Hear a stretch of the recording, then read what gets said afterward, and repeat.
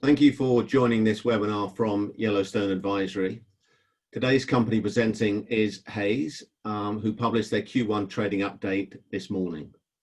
While we're waiting for everyone to arrive, please could you just respond to the poll on your screen about whether you're a shareholder or not, and we'll just wait a couple of minutes a few moments for people to enter that before we start the presentation.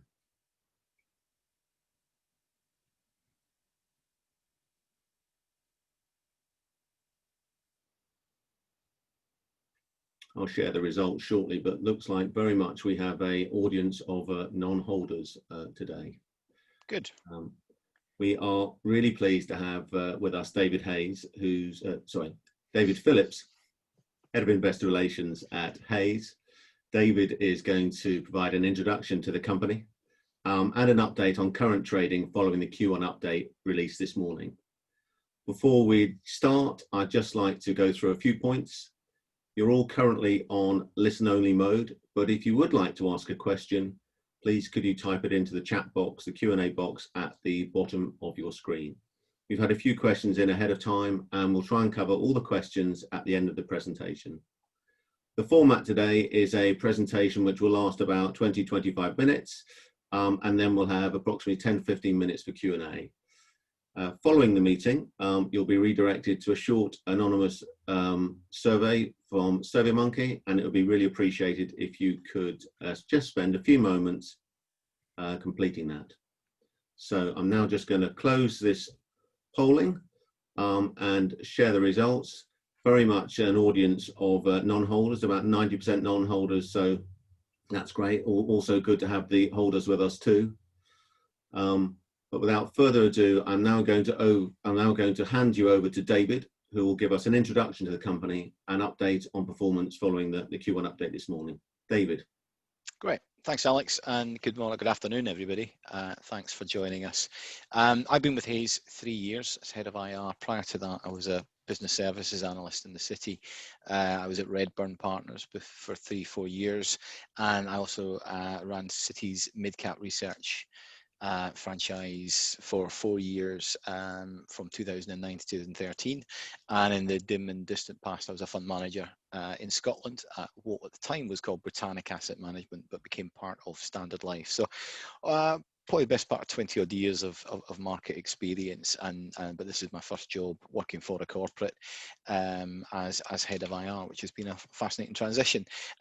So my purpose today is just to give you a bit of background on the company. We don't have a big retail investor base. We predominantly owned by institutional shareholders. We are 100% free float though, and is one of the things I've been thinking about over the last few years is that ways in which we can connect with retail shareholders. So forums such as this, which obviously accelerated through COVID, are hopefully going to be a useful way for both you and for us.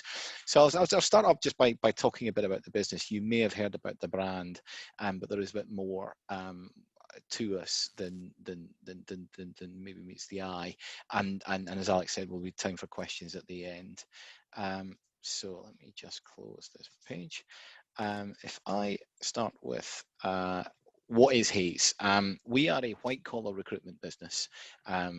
We operate in the salary range, typically between £30,000 at the lower end and up to £150,000 at the top end. We're not an executive head hunting company, the likes of Corn Ferry or Heidrick and Struggles, and we're not a blue-collar staffing agency like Randstad or Adecco, which are very good businesses, but they're not ones that we come up against a lot in terms of competition. We're in that middle part of the pyramid. We do compete against people like Michael Page, Robert Walters in the UK, S3. In our largest market of Germany, Amadeus Fire is a decent sized competitor, and in the States and worldwide, Robert Half is a business that we compete with. But I think it's important to say that the vast majority of who we compete with are small competitors. There's a very fragmented industry, of small recruiters and sole traders and partnerships who have a big market share.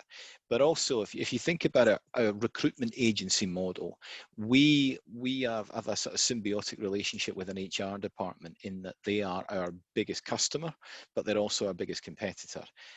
Because for a lot of companies, your first port of call is, can we hire this person ourselves? And then on the hard to do jobs, we then give them access to a much bigger talent pool of people, and we can do it quicker, faster, and more efficient in the long term. So there is a lot of structural outsourcing to agencies like us. But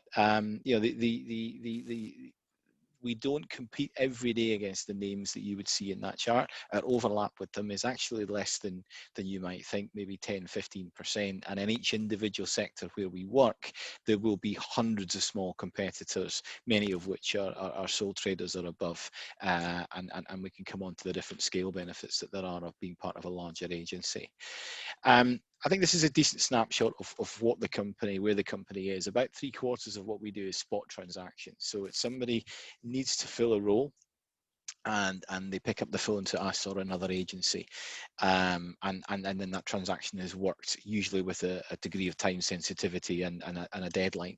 About 1/4 of what we do is a recruitment contract, where we are a preferred supplier to a large corporation who will have outsourced a degree of their HR function to us for numerous reasons that we can go on to. And there's a degree of predictability with that, but clearly when times are difficult, volumes will dip in both the spot market and the recruitment contract market. The majority of what we do is private sector, but we do have an important public sector business, particularly in the UK and in Australia, but increasingly in markets like Germany, which only really opened up to public sector competition about 5 years ago. We are focused, our top 50 clients are material to us, no doubt, but they're only about 15% of our group fees. The remaining 85% is a long tail of customers, up to 40,000 we estimate last year, many of whom will use us once a year. So the top 50 do use us in volume, and they would typically be in those recruitment contracts that I just mentioned. And then there would be a lot of SMEs and organizations who would use us on a more infrequent basis. Geographically, our largest market is Germany, which surprises some people when they've not come across us, because they think of Hays is a very British company. But Germany is 1/4 of our fees. You then have the UK at 23% of our fees, and Australia at 17%. So the big three are a substantial chunk of our business. We then have a rest of world division, which covers 30 countries, 29 countries, which makes up 34% of our fees. In terms of profit, I'll come on to in a second. Germany is our most profitable business last year, followed by Australia, then the UK. If we'd been looking at our business 10 years ago or 12 years ago, before the GFC, we were an 80% UK company. So there has been a lot of geographic diversification in the last decade to make us a global leader. And we have a very balanced global business. In terms of the jobs that we recruit for, as I said a minute ago, white collar recruitment, so relatively high salaries. IT is our biggest specialism. It was 1/4 of our fees last year, and it was 26% in the quarter just ended that we reported today. And we would recruit a massive amount of works there, both across flex working and permanent recruitments, but it's a big area and there is structural growth there. If we went back maybe even 5 or 6 years, that was about 17 or 18% of our business. So there's been really strong growth in IT. Accountancy finance is still an important sector to us. A lot of recruiters came out of the A&F space in the 80s. It was a real growth area, still a very important part of the market, and it's 15% of our fees. And we will do everything from finance directors for small companies to financial controllers and credit controllers, tax managers for large companies, all the way down to we do some part qualified credit control work. So it's a big sector, and it does lend itself to the mix of temp and perm, which is a big part of what we do.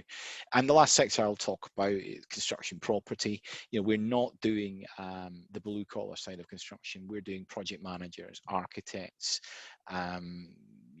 costing analysis and the like. So it's white collar work within the construction property space. Our business mix last year was 59% temp, 41% perm. We have subsequently become a little bit more temp. It's about 62-38 in the last quarter.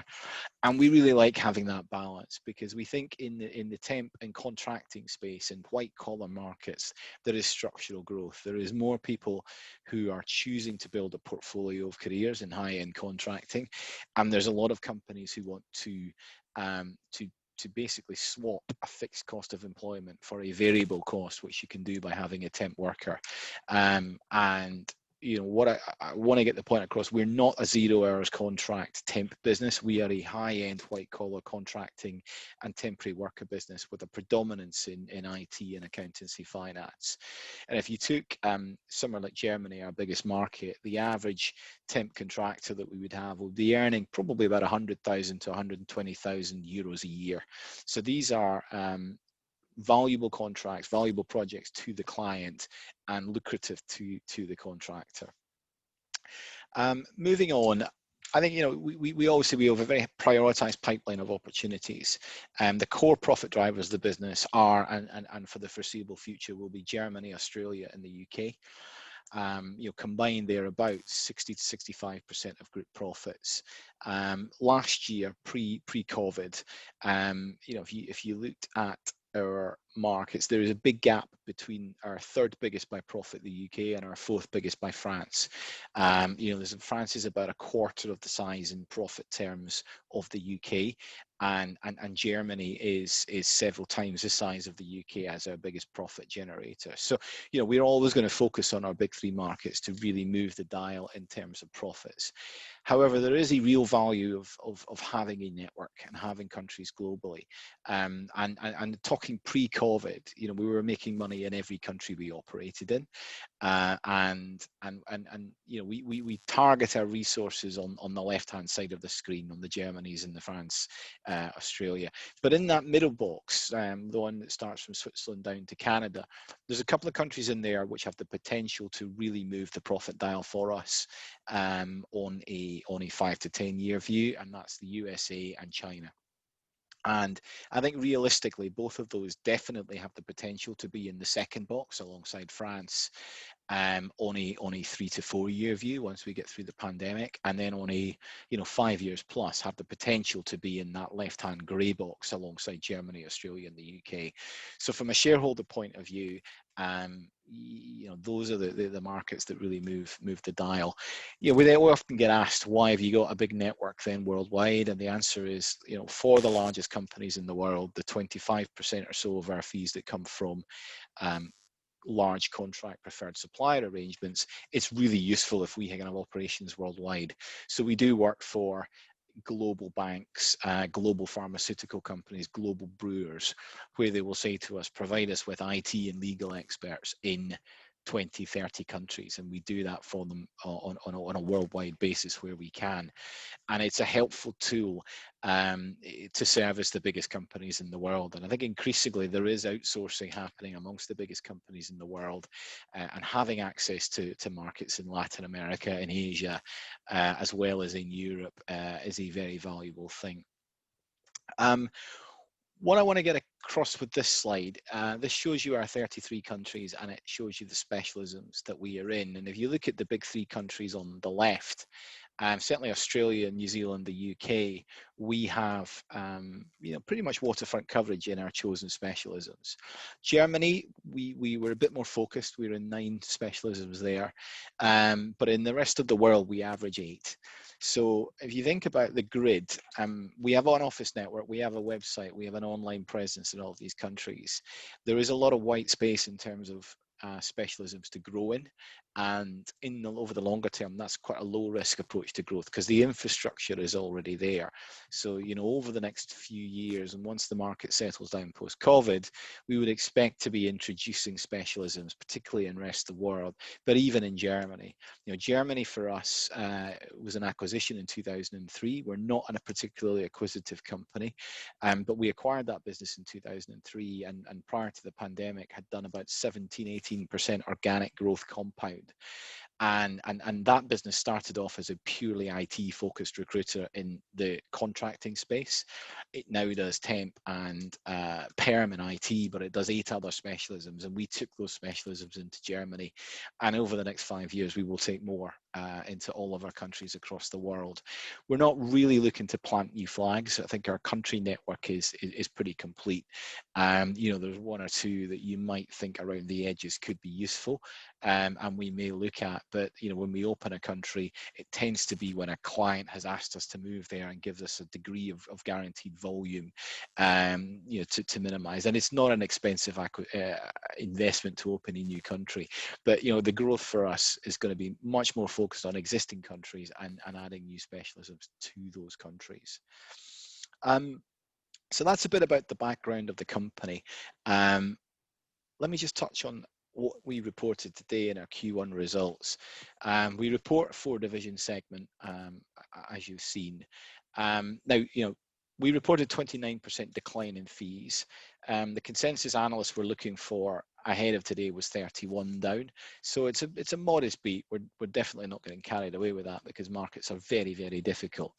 But there has been sequential fee growth each month now since May of this year. And you know, after the savageness of the falls in markets in March and April, in February, March and April, you know, that's something that we are encouraged by, and you know, we certainly at the time of our equity raise back in April, you know, the markets were dropping at a ferocious rate, and I think it's fair to say, and we said it at our annual results, that markets have stabilized sooner than we expected and at a level higher than we expected, and that is a very positive thing. Because clearly we're now got the financial strength to really capitalize on whatever activity there is in the market, and to also protect investment in our business. But if I look across, so it's just, I wouldn't get carried away with the fact it's just a modest beat, but there, you know, there has been a good sequential uplift. And we also said our exit rate, so the rate of growth in the final month of the quarter of September was modestly above the 29. It was at 26%. You know, our markets were down about 37, 38, 39% in April. So, you know, there's the best part of a 10% improvement sequentially from where we were there. And you know, coincidentally, that level of fall was very similar to what happened in the global financial crisis. The main difference this time, though, was that the fall happened in 4 or 5 weeks, whereas in the global financial crisis, it happened over the best part of 10 months. So really savage, a move we've never seen in our markets. Looking at the regions, Australia has been probably the most stable of our markets over the last few months. So it was least affected by the lockdowns in our Q4, the June quarter, in part because there was less restrictions on movement and work, and that's remained so. So at 26, it was better than the average. Our temp market is stable, has been moving along. We're about 75% temp in Australia and New Zealand. We are the market leader there by a distance. So we're probably in fee terms the same size as the next 5 players combined. But as I said, it remains a fragmented market. So, you know, our overall market share would probably be about 15 to 20%. It's not like we are, you know, half the market. There's a lot of small independent players, and clearly HR departments have the opportunity to try and find people themselves and not engage a fee with us. But you know, Australia, the perm market has improved, which is a trend that we've seen, or it's got less bad. It's a trend that we've seen in most of our markets. We had obviously the Victoria lockdown that happened at the end of July, beginning of August.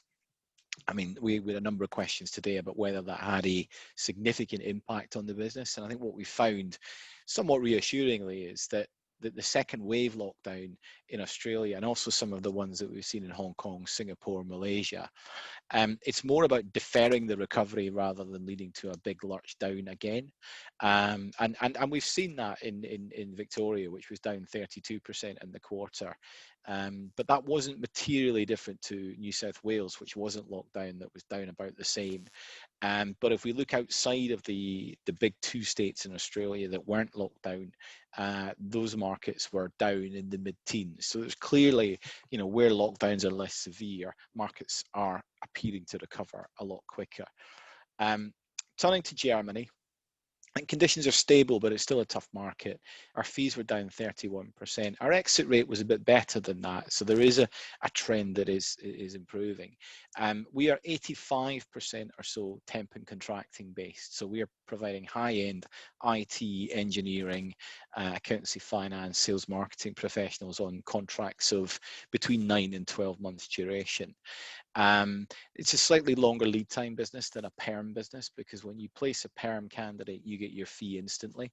When you're placing a contractor, you're getting a fee every month based on what they are working and the hours that they are working.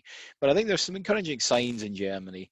But we're still, not just the pandemic that's been worked through. You've got the issues that the German economy's had with the automotive industry. Clearly that's a tough sector.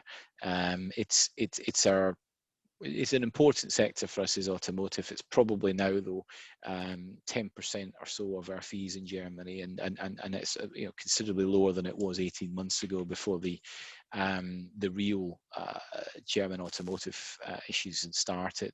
But I think we're encouraged by the fact that the exit rate, and as we go into October, was above the fee growth in the quarter, and there are some signs certainly of stability in Germany. So it remains an important market for us, and encouraging where it is currently.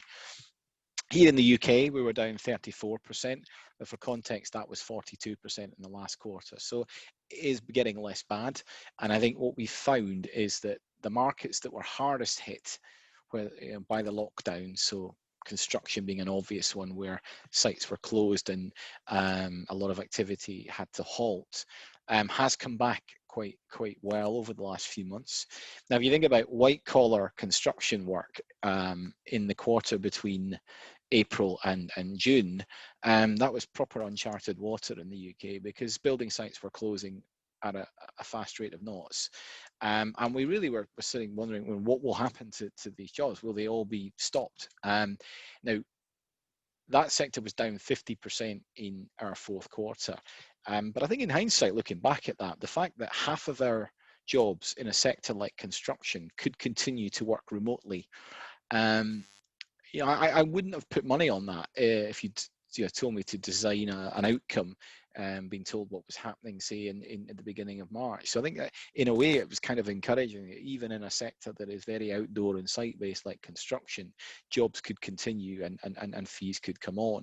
The encouraging thing is that construction in this quarter rebounded when things opened up, and we would be hopeful that as long as lockdowns remain, with sites still able to work, that will continue. Other parts of the UK that have done reasonably well, IT is a big sector, as I said earlier, but that was down 12% in the UK in the first quarter of the year. So when in stark contrast to some of the harder areas. And then our rest of world division really splits into three areas. EMEA ex Germany was down 24%, but that was a good sequential improvement on the last quarter. France and Spain in particular saw marked improvements on where they were in the fourth quarter. I think as well there's some pent-up demand in there, and one of the things we've said to the market today is, like, we're encouraged by the momentum, but it's too early to say how much of it is jobs that were on freeze have now come back into the pot, or whether it is a sustained, actually, people just getting on with the world and adapting to the new way of working. But certainly our markets in EMEA, Spain, Italy, and France in particular did show a material increase in the absolute amount of fees this quarter versus last. Still down heavily year on year, obviously, but moving in the right direction. And then finally, in the Americas and Asia, the Americas down 27%. Our biggest market there is the US. that was down 23%. Canada was a bit worse, and within Asia, China was down 31%. But we did see a material difference between mainland China, which is performing relatively well, and Hong Kong, which remains a tough market. So just moving on one more, just to give you some context of where all that sits, just in picture show you the kind of fee decline that we had. As I say, that sort of fall from difficult markets that were running around flat at the start of this calendar year. Our group fee is at 0 this time last year. We saw a savage decline that we've never experienced in any of our 50 years of operating. I think the encouraging thing is, unlike the GFC, where the trough was 2 or 3 quarters in a row and it was progressively worse, we did see things start to recover earlier and from a higher base than we certainly feared at the start of all this. But that just gives it a bit picture, and certainly the exit rate for the group as we go into October points to a continued rebound as in the second quarter. But we have very, I should have said at the beginning, we have very limited visibility, 3 to 5 weeks. So we do not give detailed financial guidance. We've talked today about where we think profits will be in the first half, but we don't own analyst consensus expectations for the full year. And we just said to people, we think, if I'll come on to this now. The exit rate 26% was modestly ahead. We think our head count from here will be flat, and we think we'll be modestly profitable in the first half of the year. Now, we'd previously been verbalizing to investors at the time of our annual results in August that we would be round about break even, maybe lose a little bit of money in the first half. I think the better than expected August and September, and the fact we've got a bit of momentum coming back, we will make a modest profit. And by modest, we sort of mean high single digits, perhaps 10 million pounds in the first half. You may have access to analyst consensus. It's on our website as well, but the average of all analysts for the year to June 2021 is 59 million pounds. So there's still quite a lot to do in the second half, but encouragingly, given the cost base reductions that we have made, we're in a good place to do that. The cost bucket there, the block of text, we said this in August. Our cost base per period is running at 63 million pounds. In August we were running at about break even, so fees of the same. We've seen fees pick up a bit, and we're an operationally geared business, so we would expect certainly the first 5-10% of any fee recovery, a very high proportion of that will drop straight to the bottom line. Maybe 85% drop through at the very beginning, and then as we move into next year, calendar year, a drop through rate about 65-70%. So as we stand today, the timing of that inflection, and clearly consensus has a bit of a V-shaped recovery in there.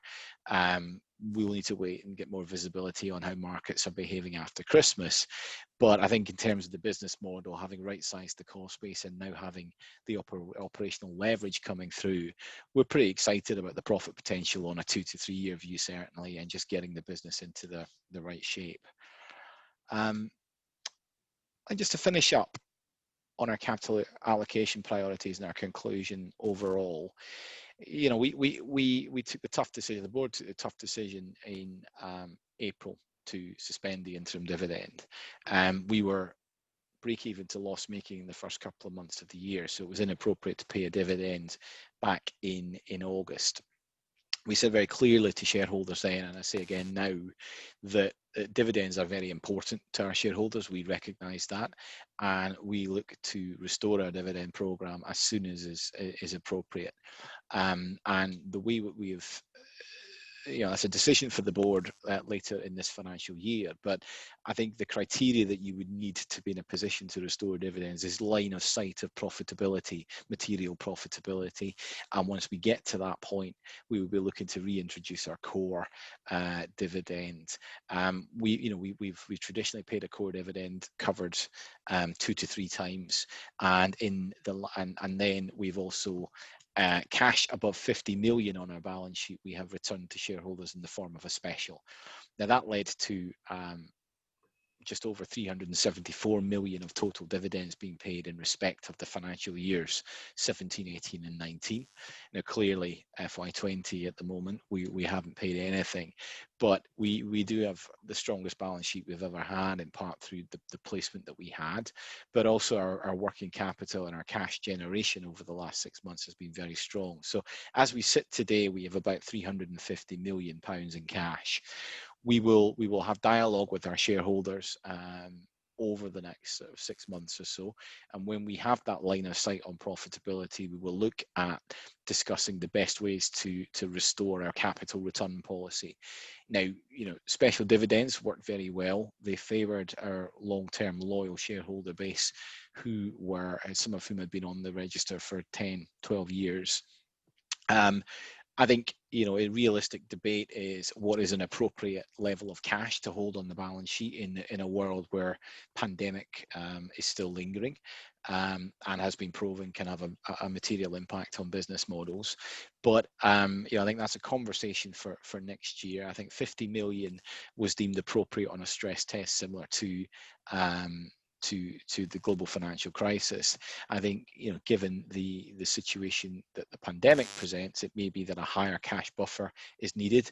But either way, we're confident that we can return a considerable amount of cash to shareholders once we see you know, stable profitability and a return to the levels of fee growth that you would get outside of a pandemic. I think that's probably quite a good place to touch on the share placing.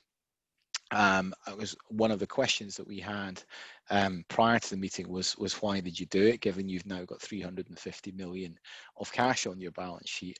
And I think it as we went into the pandemic, we had just paid our special dividend for last year, so 120 million pounds had just been returned to shareholders in November 2019.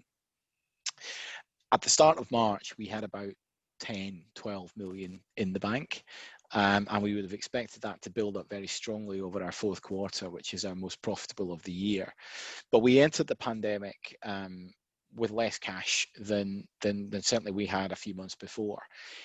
Our business is highly cash generative when we're profitable, but one of the big barriers to entry in our business is in our temp and contracting book, where we fund the wages of our temporary workers on behalf of our clients.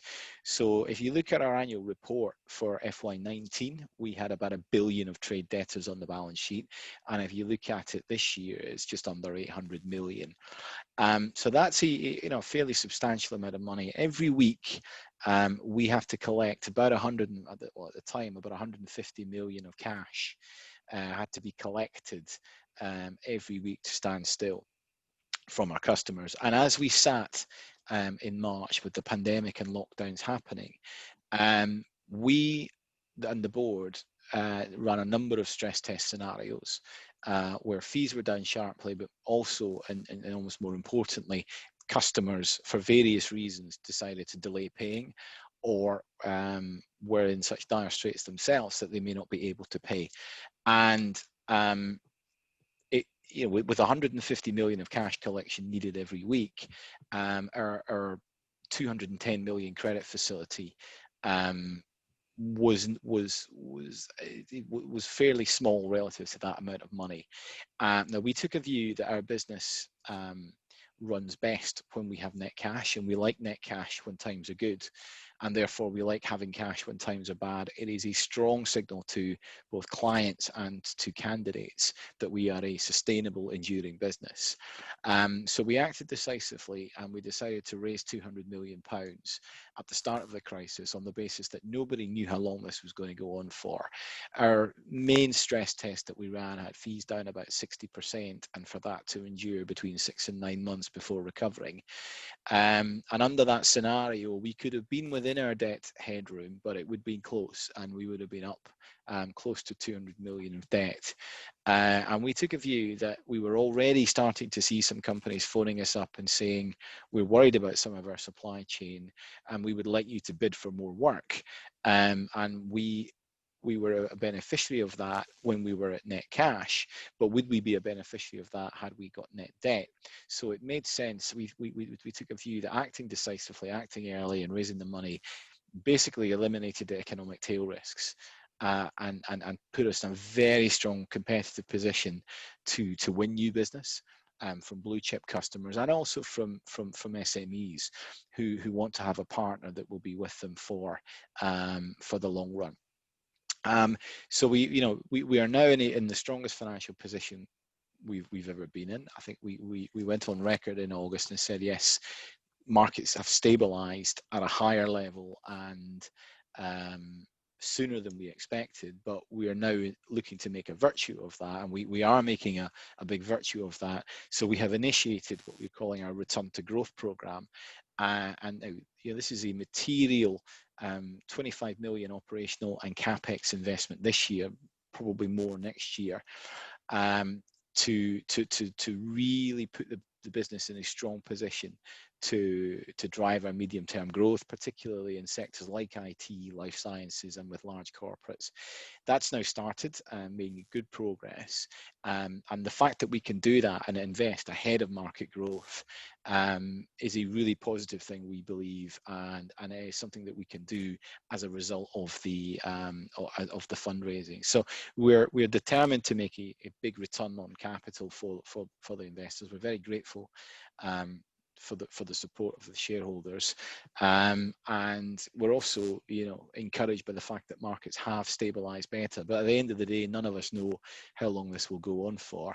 We hope that second waves are something that people will take in their stride, but we certainly will be very cautious in terms of managing our credit control with companies over the winter, because there is strains in the system, no doubt. Yeah. Is that a good time to go to questions? I've only touched on a couple of the questions. Well, I think it is, and I can host them for you, David. It is probably a good time to say thanks for that presentation. Thanks for the introduction. Clearly, it's been a really tough time for the market, but it sounds like you are past the worst and are well positioned to participate in any sort of uplift that comes along. So thanks for that sort of overview. We have had a few questions that have come in ahead of time, and sure, I would encourage you, if you have any questions, to ask them today. There's a Q&A box at the bottom of your screen. Please just type them in there and we'll try and cover as many of those as we can.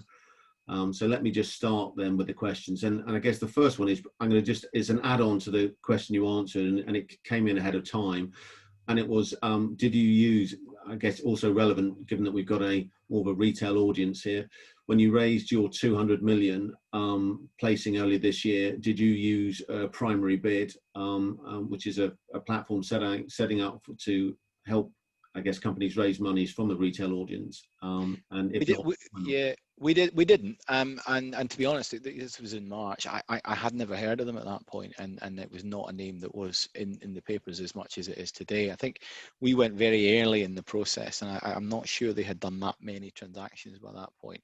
We as I said at the outset, we don't have a huge retail shareholder base. That's something I'd like to change. We feel, I genuinely feel, so the way that the placing was, if you look back at the chart, we placed the stock at 95. There was a 3, 4, 5 day period where it traded round about the issue price and actually below. So any retail shareholder could have actually bought below the issue price for a number of days thereafter. So I don't feel anyone was prejudiced by that.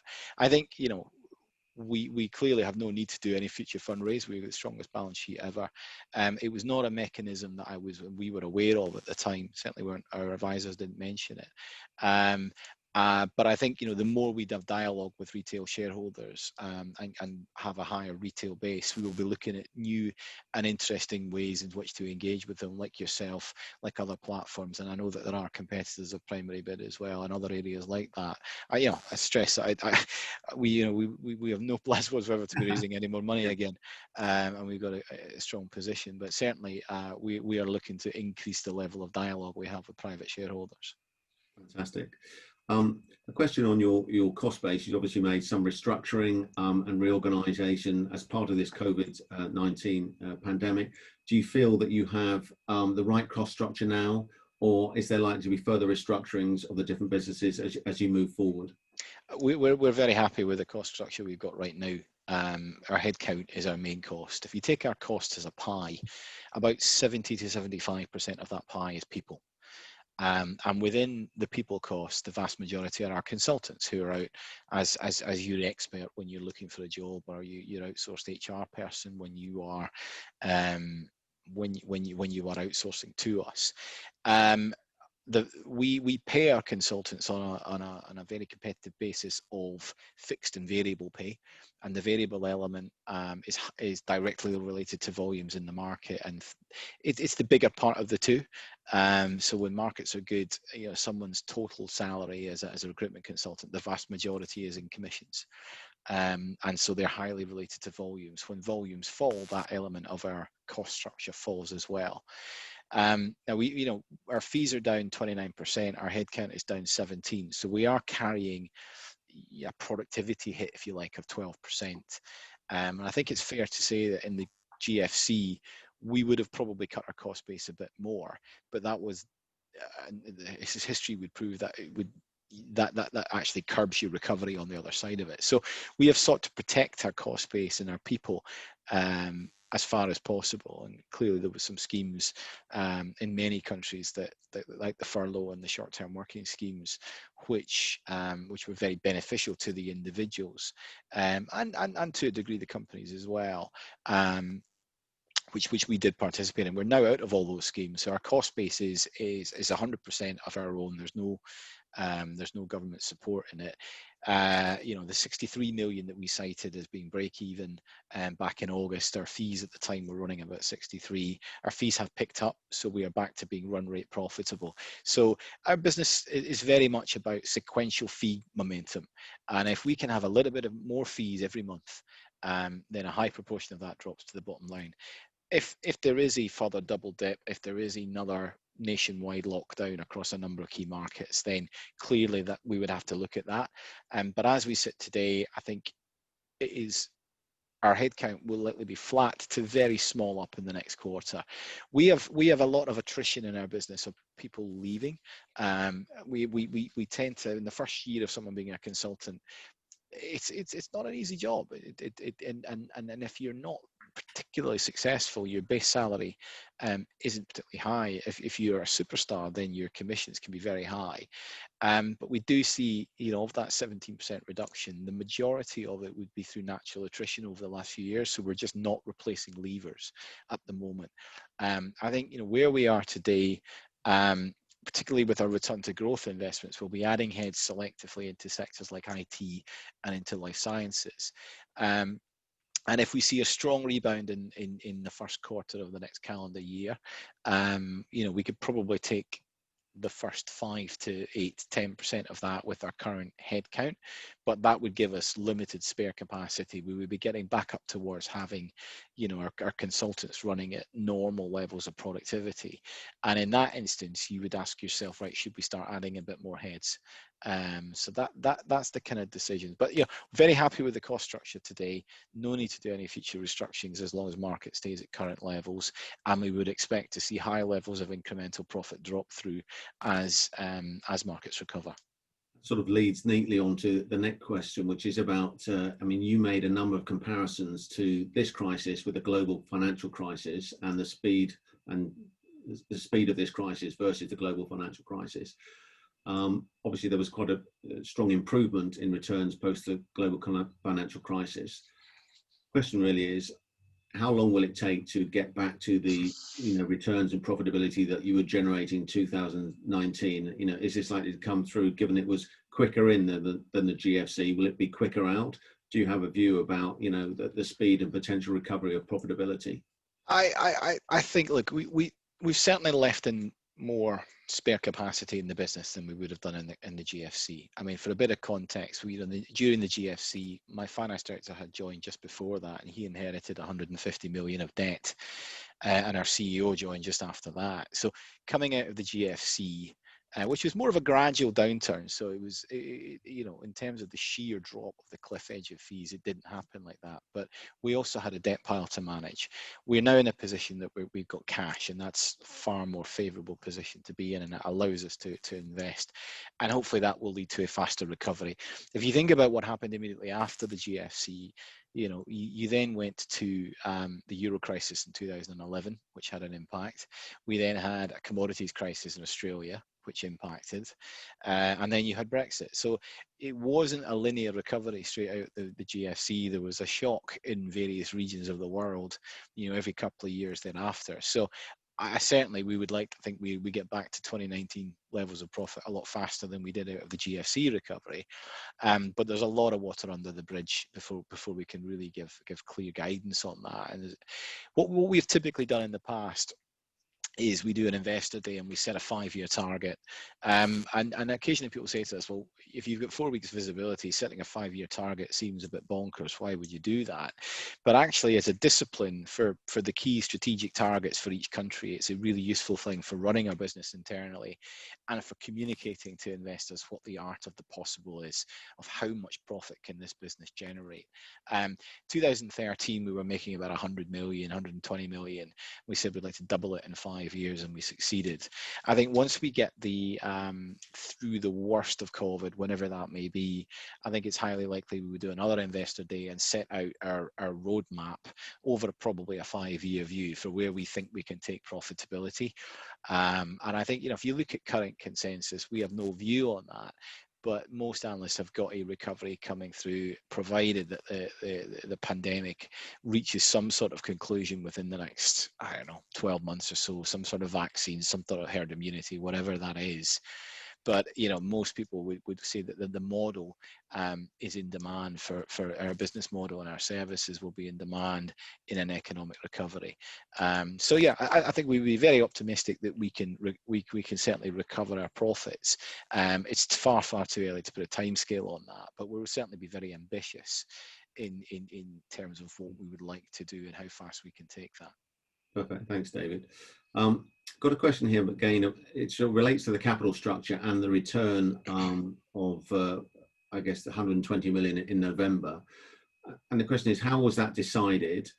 Were institutionals demanding the return because they thought your capital structure, your balance sheet wasn't efficient? And, you know, who do you listen to, you know, this time round in terms of determining the appropriate amount of cash to be holding on your balance sheet? There was no demands. I mean, our policy on returns was first articulated 4 or 5 years ago, as we were building up a cash pile, and we started paying specials in 2017.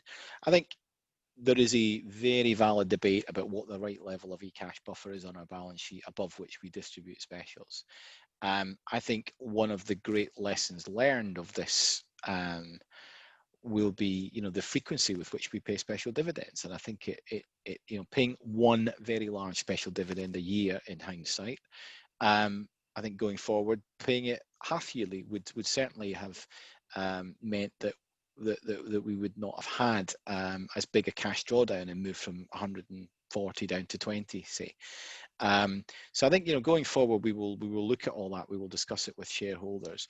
What we found, you know, dividends are a way of rewarding long-term holders. Buybacks reward really the people who are looking to be out on the day. Yes, they do help with avoiding dilution and reducing the share count. And you may have noticed we started doing a treasury repurchase program about a month ago. You know, previously we had issued about 8 million shares a year to cover all our share plans for the group, and shares issued to employees under long-term incentive schemes. We just felt at the current levels and with cash in the bank, avoiding that extra dilution and buying the stock back was the right thing to do. I think as we go forward, I think the debate with shareholders, and you know, clearly the top 20 of our company owns 65% of us. We have regular dialogue with them, but we will talk to all forums and all stakeholders. But, you know, a higher cash buffer and a more frequent payment of dividend would lead to greater, I think, stability in the business, and would mean we should never be in a situation again where our cash pile had gone down as much as it did back then. Now, you know, I stress we we had tested our dividend policy against a global financial crisis type scenario. I think nobody at the time was envisaging a pandemic situation where all 33 of your countries were in lockdown, all of your employees were being told to work from home, and you were having to collect 150 million of cash every week, not knowing if there was someone at the end of the other phone, or whether the systems were working, or whether they were going to be demanding all sorts of paper trail evidence, which you were unable to get when you were working from home. I think the fact that the model has proven to be robust through that kind of situation is a great strength. But I think going forward, I think there are areas that we can improve the capital return policy to make sure that shareholders get the best of a stable, high return on capital cyclical, but also get a high stream of dividends in the form of core and special to complement that. Yeah, great. Dave, we've got time for one last quick one, and it's really about the split between temps and perms. And the question is, do you think you've got the right split? How do you determine that, and where it might be going forward? I think if you look over the last 15 years, we've oscillated between 60-40 one way and 60-40 another. At the moment, we're 60-40 temp contractor. I think in our annual report, we talk about mega trends in the world of work. Flexible working is one of the mega trends. There is more people today who would consider working flexibly than would have done 20 years ago. If I take Germany, in 2008, we had 4,000 temps and contractors on our books, and we were the market leader. Today, we have somewhere about 10,000. But in the UK, even after what's happened, we have about 20,000. And in Australia, we have over 20,000 temps. Now, Germany, an economy the size of Germany, has got less temporary workers than an economy the size of Australia, by a factor of about 40-50%. So there is a driver there. And if you'd said to someone in Germany 15 years ago, being a contractor was a good career choice, I think they would have laughed at you. But I think increasingly people are realizing financially, lifestyle wise, you can work really hard for 8 or 9 months and then take 3 months off. You can almost have a sabbatical every year. It's not something that you can do in a traditional 9-to-5 perm role. I think, how do we decide that? So I think my CEO would say we would put a higher PE ratio on a pound of temp profit than we would on a pound of perm, but we still do like perm. Perm is a relatively low capital requirement business. It is probably more cyclical. So when times are tough, perm falls more, and you saw that in the last few quarters. Perm was down 50 in Q4, temp was down 30, and in the last quarter just gone there, perm was down 35, temp was down 25. So perm gets hit harder, but perm at some point will rebound very sharply. So we do like both of the businesses. We think the brand is very, very supportive of both. It is a harder business to run a temp business, which by definition means there's higher barriers to entry. I would have thought 60-40 in favour of temp is a good place to be. It may be that when recovery comes over the next few years, there'll be times where perm may grow a bit faster. But over the longer run, the mega trends of flexible working and the mega trends of more and varied ways of building a career are attractive to both a customer, but also to a temp or a contractor. Not in every example, some people do want the security of a job, but in a lot of our markets, a temp or a contractor will be earning a higher salary with a premium for that short-term nature of their work. But yeah, no, we will remain a dual perm temp business, but I think majority temp contracting. Brilliant. Well, that brings us to the end of time today, David. Thank you very much for giving such a comprehensive overview of Hays and an update on trading and answering those questions. No problem. Thank you for everyone for attending. And as you know, when you exit, you'll be coming to a short survey. If you could spend a few moments completing that, that would be great. If you have any questions that haven't been answered today, you can send them to info@yellowstoneadvisory.com. And just an advance notice that our next webinar is going to be on Monday, the 2nd of November, when we're running an educational webinar on cryptocurrencies. So thank you for attending today. Goodbye, and look forward to seeing you all soon. Thank you. Thanks, everyone.